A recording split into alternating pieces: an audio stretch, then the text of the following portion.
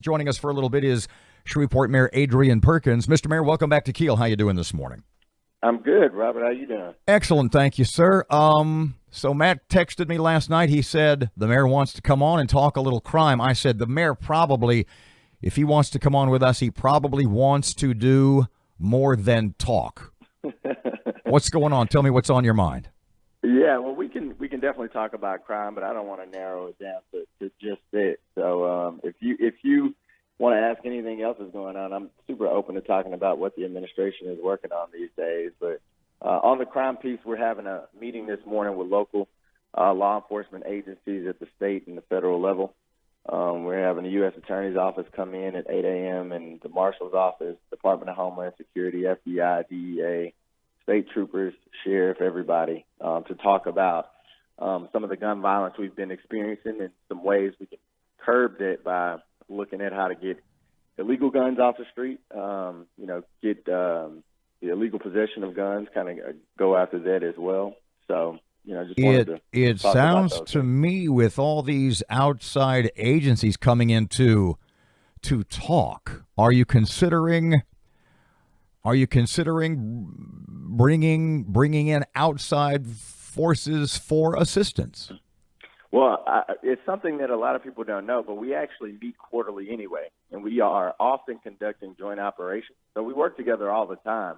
But, with the summertime, with the crime increasing historically during the summer, and some high-profile events that's happened in our community, we are looking at other options outside the norm. So and what are bringing those? in more Pardon me. assets. What are those options? You said you've got the Caddo sheriff will be there, I guess. The state Uh-huh. police. You said the state police. What are your options? What are you considering? We're looking at larger shows of force. To be frank with you, we're looking to see if we can even bring in more assets to, show to increase the law enforcement presence throughout our community. These high-profile crimes, even though crime is down overall, the high-profile crimes we want to get after those too. We got to make people feel safe. That's the big challenge in our community. What do you think if, let's just speak theoretically, if theoretically that, because the offer was made by Sheriff Prater during the Tyler administration when we had basically, when we went through a bad couple of weeks also. Mm-hmm. And Mayor Tyler said kind of thanks, but no thanks. Well, depending on whose story you heard. But, Yeah. and I always got the impression that the reason that Miss Ollie said no was because of a little blowback, a little negative feedback, a little negative response from the Shreveport Police Department. Do you anticipate that if you consider bringing in anybody from the outside? Not at all. I would encourage you. You can even bring Sheriff Prater on. Sheriff Prater, myself, the police chief, we've been working extremely closely since my administration started. Not just Sheriff Prater, the state troopers, you name it. I'm not worried about blowback or any of that in working with these agencies. What I'm worried about is the safety of the people of Shreveport. And that's my number one priority, and that's Shreveport Police Department number one priority. I'm not worried about all that. We're worried about making people feel safe in our community. Well, you said you're not worried about it, and yet at the same time, going back to the Tyler administration, the response that I heard repeatedly from Shreveport Police was, we could do the job if you took the restrictions, not you necessarily, but I'm talking about a couple of years ago.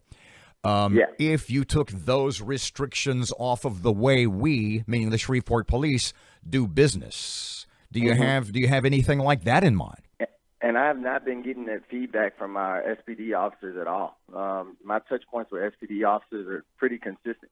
I spoke at the police academy graduation about 2 weeks ago. Always out with our officers in the community, talking to them every single time I get. And I haven't gotten that feedback whatsoever from our police officers. They're out there doing the best that they can do. They're extremely qualified.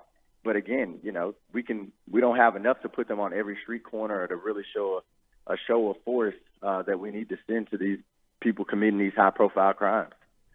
Cost.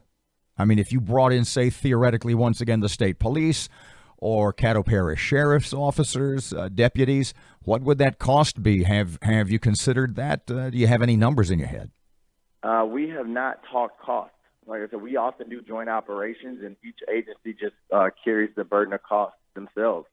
When we do these joint operations, the city never gets a bill from it. So it's kind of built into their operational cost as is. Maybe since we may request more assets, maybe then we'll get a bill, or costs will start coming to the conversation. But again, safety is a priority. So if we need to carry a heavier cost with what we're doing, then that's on the table. That option is on the table. If memory serves, there is, I think, a state police troop literally stationed in New Orleans. I mean, they are on permanent, that's their permanent assignment. Not that there would be state police on permanent assignment in Shreveport, but is that heightened presence from the state police something you might be considering? It is, but that's not my call. That's going to be the governor's call, and I'm actually I was on the phone with his chief of staff 2 days ago and talking about some options that we have on the table. And I'm consistently talking to Cordell Williams. He's the captain of the troop here that patrols our area, and Shreveport Bossier, Troop G. So, again, that's what the meeting this morning is going to be. We're going to talk through all those details. And, if we need more state troopers in the area, if that's an option, then we're going to look at that as well. I know that as mayor, the last 10 days, 2 weeks or so, especially with the killing of the postal worker, that's just, I would imagine that you, on a personal level, are really affected by this. Thoughts on that? I mean, you're absolutely right. It's I tell people this job, it ages me sometimes, and I can tell you that the heaviest days that I have is when I have to go and meet with a victim's family, and sitting with Mr. Williams' family a couple mornings ago was tough.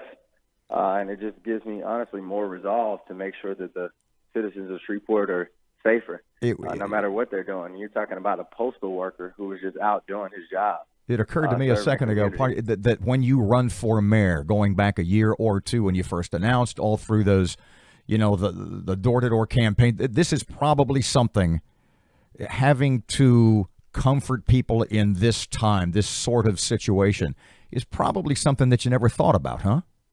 100%. I remember a couple days in the office is when we lost Terry Payne, the police officer. And I had to speak at that funeral. And that's not in the job description. When you read about being a mayor of a city, that is not in the job description at all. But it's played a pretty big role in my actions as mayor. And when you talk about the emotional burden of it, that's a big part of it.